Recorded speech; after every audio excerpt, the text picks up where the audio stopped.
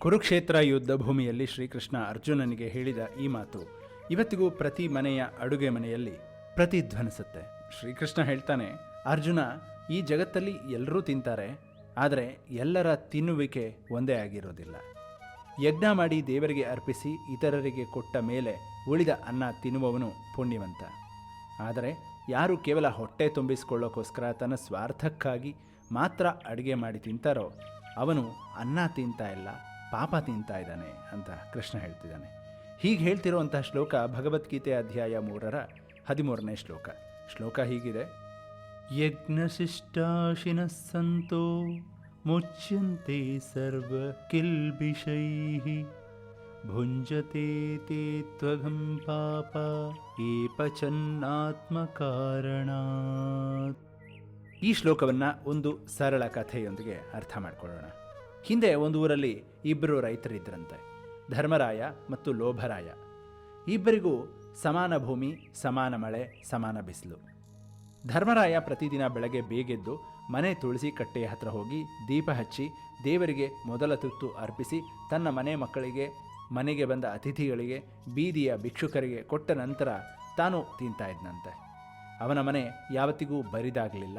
ಬೆಳೆ ವರ್ಷದಿಂದ ವರ್ಷಕ್ಕೆ ಹೆಚ್ಚುತ್ತಲೇ ಹೋಯಿತು. ಊರಿನ ಜನ ಅವನನ್ನು ಪ್ರೀತಿಯಿಂದ ಕಾಣ್ತಾ ಇದ್ರು. ಲೋಭರಾಯ ಮಾತ್ರ ಬೇರೆಯೇ ಆಗಿದ್ದ. ಅವನ ಮನೆಯ ಬಾಗಿಲಿಗೆ ಬಂದ ಅತಿಥಿಯನ್ನು ಓಡಿಸ್ತಾ ಇದ್ದ. ನನ್ನ ಮಕ್ಕಳಿಗೆ ಸಾಲೋದಿಲ್ಲ ಅಂತ ಸದಾ ಗುಣಗ್ತಾ ಇದ್ದ.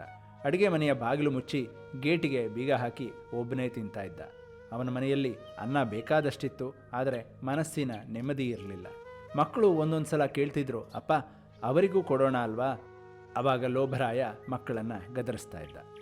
ಒಂದು ಸಲ ಆ ಊರಿಗೆ ಕ್ಷಾಮ ಬರುತ್ತೆ, ಮಳೆ ಬರೋದಿಲ್ಲ, ಭೂಮಿ ಬಿರುಕು ಬಿಡುತ್ತೆ, ಊರಿನ ಎಲ್ಲ ರೈತರಿಗೂ ಬೆಳೆ ಹಾನಿಯಾಗುತ್ತೆ. ಆದರೆ ಧರ್ಮರಾಯನ ಬಳಿ ಮೊದಲೇ ದಾಸ್ತಾನ್ ಇತ್ತು.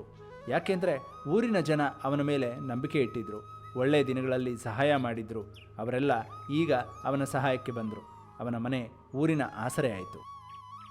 ಲೋಭರಾಯನಿಗೋ ಅವನ ಬಳಿ ಅನ್ನ ಇತ್ತು, ಆದರೆ ಅವನ ಒಂಟಿತನ, ಭಯ, ಅಶಾಂತಿ ಅವನನ್ನು ತಿಂತಾ ಇತ್ತು. ರಾತ್ರಿ ನಿದ್ದೆ ಬರ್ತಿರಲಿಲ್ಲ. ಕಳ್ಳರು ಬರ್ತಾರೋ ಏನೋ ಅಂತ ಕಾಯ್ಕೊಂಡು ಕೂತಿದ್ದ. ಒಳ್ಳೆಯ ಅನ್ನ ತಿಂದರೂ ಕೂಡ ದೇಹ ಸೊರಗಿ ಹೋಗ್ತಿತ್ತು, ಅಂತಃಕರಣ ಸೊರಗಿ ಹೋಗಿತ್ತು. ಇದನ್ನೇ ಶ್ರೀಕೃಷ್ಣ ಹೇಳಿದ್ದು. ಯಜ್ಞಶಿಷ್ಟ ಅಂದರೆ ಕೇವಲ ಹೋಮ ಮಾಡಿ ಉಳಿದ ಅನ್ನ ಮಾತ್ರ ಅಲ್ಲ, ದೇವರಿಗೆ, ಪ್ರಕೃತಿಗೆ, ಸಮಾಜಕ್ಕೆ, ಅತಿಥಿಗೆ ಮೊದಲು ಕೊಟ್ಟು ನಂತರ ತಾನು ತಿನ್ನುವ ಮನೋಭಾವ. ಇದೇ ಯಜ್ಞಶಿಷ್ಟ ಭೋಜನ. ಈ ಭಾವದಿಂದ ತಿನ್ನುವವನ ಅನ್ನ ಪವಿತ್ರ.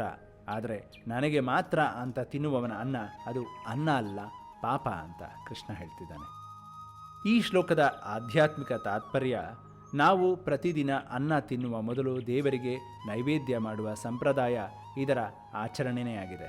ಬ್ರಹ್ಮಾರ್ಪಣಂ ಅಂತ ಹೇಳಿ ನಿವೇದನೆ ಮಾಡಿ ತಿನ್ನುವ ಪ್ರತಿಯೊಂದು ಅಗಳು ಯಜ್ಞಶಿಷ್ಟ. ಇದು ನಮ್ಮ ಸ್ವಾರ್ಥವನ್ನು ಕಳೆದು ಕೃತಜ್ಞತೆಯನ್ನು ತುಂಬುತ್ತೆ. ಒಟ್ಟಿನಲ್ಲಿ ಈ ಕಥೆಯ ಸಾರ, ಧರ್ಮರಾಯ ಮತ್ತು ಲೋಭರಾಯ ಕ್ಷಾಮ ಬಂದಾಗ ಯಾರ ಜೀವನ ಅರಳಿತು ಅಂತ ನಮ್ಮೆಲ್ಲರಿಗೂ ತೋರಿಸುವ ಒಂದು ಕಥೆ. ಹೇಗನ್ನಿಸ್ತು ಈ ಒಂದು ಭಗವದ್ಗೀತಾ ಸರಣಿ ಅನ್ನೋದನ್ನು ಕಾಮೆಂಟ್ ಬಾಕ್ಸಲ್ಲಿ ದಯವಿಟ್ಟು ತಿಳಿಸಿ. ಇಷ್ಟ ಆಗಿದ್ದರೆ ಶೇರ್ ಮಾಡಿ, ಲೈಕ್ ಮಾಡಿ, ಕಾಮೆಂಟ್ ಮಾಡಿ, ಸಬ್ಸ್ಕ್ರೈಬ್ ಮಾಡಿ ಅಂತ ಕೇಳ್ಕೊಳ್ತಾ ಮುಂದಿನ ಸಂಚಿಕೆಯಲ್ಲಿ ಮತ್ತೊಂದು ಶ್ಲೋಕದೊಂದಿಗೆ ಭೇಟಿಯಾಗೋಣ. ಅಲ್ಲಿವರೆಗೂ ಎಲ್ಲರಿಗೂ